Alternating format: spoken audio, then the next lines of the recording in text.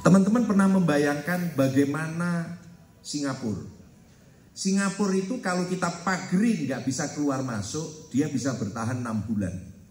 Karena gudang dia, cadangan pangan dia bisa membuat Singapura bertahan 6 bulan. Bisa dibayangkan. Kalau teman-teman itu kotanya dipagri nggak bisa keluar masuk, kira-kira bisa bertahan berapa bulan? Nggak pernah terpikir sampai sekarang. Satu pulau misalnya satu kabupaten dari Alor, ada yang dari Kabupaten Alor, itu kalau dipagri mereka beli beras dari mana? Itu yang sebenarnya makna mengenai ketahanan pangan, makna mengenai swasembada pangan. Saya nggak mau jelaskan satu-satu karena memang poinnya adalah mengenai pemuda dan pelopor. Nanti silakan diambil. Next slide berikutnya. Ini posisi kita. Siapa dari teman-teman yang merasa menjadi Gen Z? Angkat tangan yang umurnya 16 sampai 30 tahun.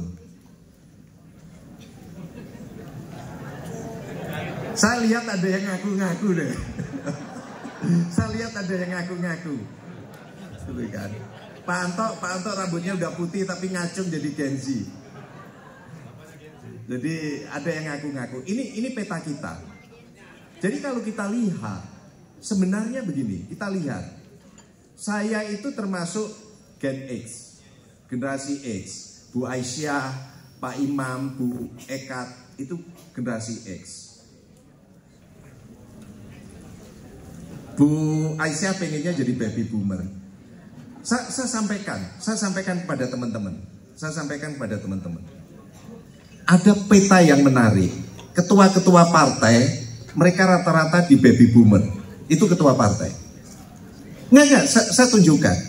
Yang di pemerintahan, eselon 1 seperti saya, Pak Imam, Bu Ekat, Bu Aisyah, itu ada posisi di Gen X. Customernya yang ada di ruangan ini, generasi milenial dan Gen Z. Kira-kira apa yang terjadi? Kritikannya itu orang udah tua-tua, kenapa sih nggak mau pensiun aja gitu kan? Betul kan? Tapi nanti suatu saat teman-teman juga akan dikritik oleh cucunya. Ini kakek-kakek, calon kakek dan nenek-nenek ini akan dikritik juga. Ini terjadi dari generasi ke generasi. Selalu akan begini. Dan itu uniknya Indonesia. Saya sampaikan kepada teman-teman, itu uniknya Indonesia. Ini peta kita. Gitu kan?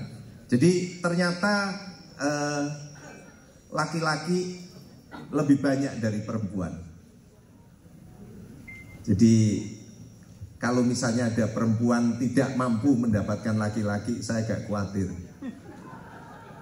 Jadi karena laki-laki lebih banyak. Slide berikutnya. Ini yang penting peta kita. Ini yang penting buat teman-teman. Peta kita bahwa Indonesia mengalami late population boom. Jadi sebenarnya kalau kita lihat statistiknya yang sebelah sini, yang di sebelah sini, bahwa yang berumur sampai 15 tahun itu 23,45%. Yang berumur 15 sampai 39 tahun 38%, dan yang di atas 40 tahun 37%. Jadi kalau teman-teman berumur antara 15 sampai 39 tahun itu kalau nakal itu nakal banget gitu ya. Jadi nakal-nakalnya di situ. Tapi itu umur yang paling produktif. Tapi jangan salah, kalau kita lihat peta ini, bahwa umur yang produktif 15 sampai 39 tahun itu akan menanggung beban di 37 tahun. Jadi ini posisinya akan seperti itu.